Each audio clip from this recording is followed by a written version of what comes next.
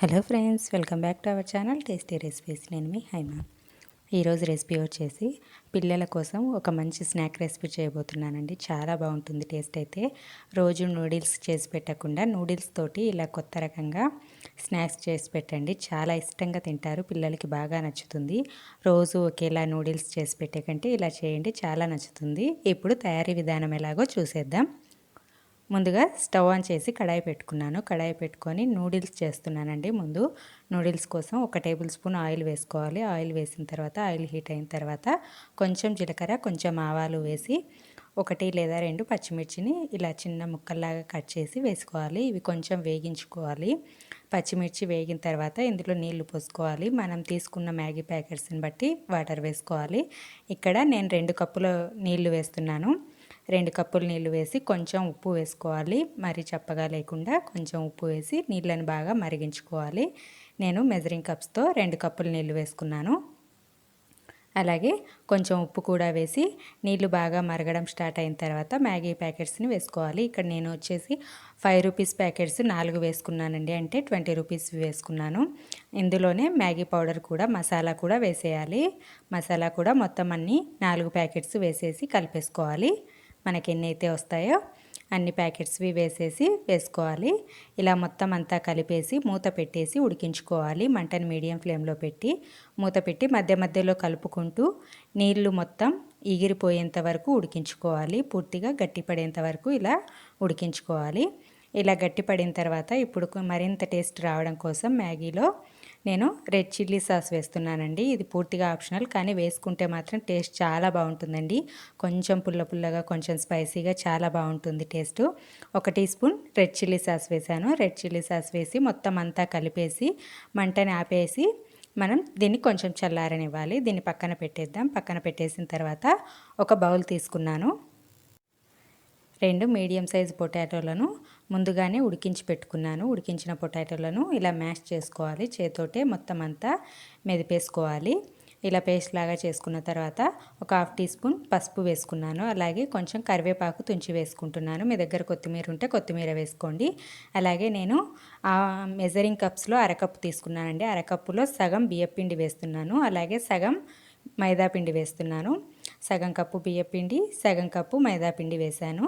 ఇవి 2 వేసిన తర్వాత టేస్ట్కి తగ్గట్టుగా ఉప్పు కూడా వేసుకోవాలి. ఉప్పు వేసిన తర్వాత రెడ్ చిల్లీ ఫ్లేక్స్ వేస్తున్నానండి. ఒక 2 టీ స్పూన్ల వరకు రెడ్ చిల్లీ ఫ్లేక్స్ వేస్తున్నాను. మీ దగ్గర ఉంటే వేసుకోండి, లేదంటే కొంచెం కారపొడి వేసుకోండి. ఇవన్నీ వేసేసి మొత్తం అంతా కలిపేసుకోండి. కొంచెం ఒకసారి అలా కలిపేసి కొంచెం ఆయిల్ కూడా 1 టీ స్పూన్ ఆయిల్ వేస్తే చాలు, మరి ఎక్కువ అవసరం లేదు. కొంచెం ఆయిల్ కూడా వేసి, మనకి అందులోనే తడి ఉంటుంది కదా, పొటాటోలు ఉడికించినవి వేసాం కాబట్టి తడి ఉంటుంది. ఆ తడితోనే 1 చుక్క నీళ్లు కూడా అవసరం లేదండి. నాకైతే 1 చుక్క కూడా అవసరం లేకుండా చాలా సాఫ్ట్గా వచ్చేసింది పిండి. ఇలా బియ్యపిండి వేసాం కాబట్టి బాగా క్రిస్పీగా కూడా వస్తాయి. నీళ్ళు ఏమీ లేకపోయినా కూడా పొటాటో తడితోనే మొత్తం ఇలా సాఫ్ట్గా వచ్చేసింది. 1 చుక్క వాటర్ కూడా వేయలేదు. మనకి కావాల్సిన కన్సిస్టెన్సీ అనేది వచ్చేసిందండి. ఇలా చేసి పెట్టేసుకోవాలి. ఇలా మొత్తం పిండిని అంతా ముద్దలాగా చేసి పక్కన పెట్టేసుకోవాలి.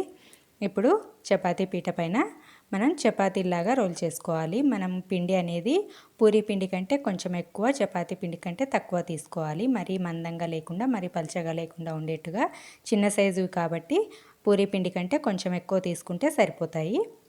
ఇలా తీసుకొని పిండిని తీసుకొని చపాతీ పీట పైన కొంచెం మైదా పిండి కానీ గోధుమ పిండి కానీ కొంచెం స్ప్రింకిల్ చేసి ఇలా పూరీలాగా ప్రెస్ చేసుకోవాలి. మరీ పల్చగా కూడా అవసరం లేదు, మరీ మందంగా లేకుండా, మరీ పల్చగా లేకుండా చిన్న సైజులో మనం ఇలా రోల్ చేసుకోవాలి. అన్నింటినీ ఎన్ని కావాలంటే అన్ని ఇలా రోల్ చేసి పెట్టుకున్న తర్వాత దీనిపైన స్టఫింగ్ పెట్టుకోవాలి. నూడిల్స్ తీసుకొని ఇలా ఒక సైడ్కు పెట్టేసుకోవాలి. మనకి కావాల్సినంత పెట్టేసుకోవాలి. దానికి చపాతీకి సరిపడేంత పెట్టేసి చివర్లో కొంచెం వాటర్ని తడి చేసుకోవాలి. ఇలా అడ్జస్ట్ అనేది బాగా అతుక్కోవడం కోసం వాటర్ని తడి చేసి ఇలా మూసేసి, మనం కజ్జికాయలు చేసుకుంటూ ఉంటాం కదా, అచ్చం అలాగేనండి. ఇలా చివర్లు ఒత్తేసుకుంటే చాలు, సరిపోతుంది. ఇలా మనం తీసుకున్న తర్వాత ఒక్కసారి ఇలా 2 సైడ్స్ ఒత్తేసామంటే కరెక్ట్గా అతుక్కుపోతాయి. చివర్లు కూడా మళ్ళీ ఒకసారి ఇలా పెట్టేసాము అంటే సరిపోతుంది. ఇలా ఎన్ని కావాలంటే అన్ని చేసి పెట్టేసుకోవడమే. ఇప్పుడు స్టవ్ ఆన్ చేసి కడాయి పెట్టుకొని ఒక 3 టేబుల్ స్పూన్లు ఆయిల్ వేసుకోవాలి. ఆయిల్ హీట్ అయిన తర్వాత ప్యాన్ మొత్తం స్ప్రెడ్ చేసి మనం ముందుగా చేసి పెట్టుకున్న కజ్జికాయల్ని, నూడిల్స్ కజ్జికాయల్ని ఇందులో పెట్టేసుకోవడమే. కడాయిలో ఎన్ని సరిపోతే అన్ని పెట్టేసుకోవడమే. మనం చేసుకున్న సైజుని బట్టి పెట్టేసుకోవాలి. ఇలా మంటని మీడియం ఫ్లేమ్లో పెట్టుకొని దోరగా వేయించుకోవాలి. స్లోగా వేయించుకున్నామంటే మనకి బాగా క్రిస్పీగా వస్తాయి. బియ్యపిండి వేసాం కాబట్టి బాగా క్రిస్పీగా వస్తాయి. మంటని స్లోగా పెట్టుకొని వేయించుకోవాలి. రెండు సైడ్స్ మంచి కలర్ వచ్చేంత వరకు ఇలా వేయించుకోవాలి.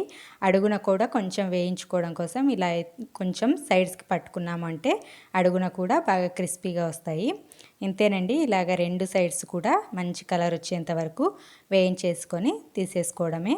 పిల్లలకి బాగా నచ్చుతాయి, చాలా బాగుంటాయి టేస్ట్ కూడా.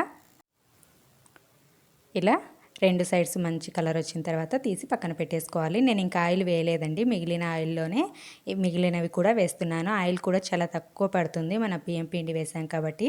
టేస్ట్ అయితే చాలా బాగుంటాయి. పైన బాగా క్రిస్పీగా ఉంటాయి, లోపల సాఫ్ట్గా. నూడిల్స్ పిల్లలకి బాగా నచ్చుతాయి కదా, నూడిల్స్ నచ్చని వాళ్ళు ఉండరు.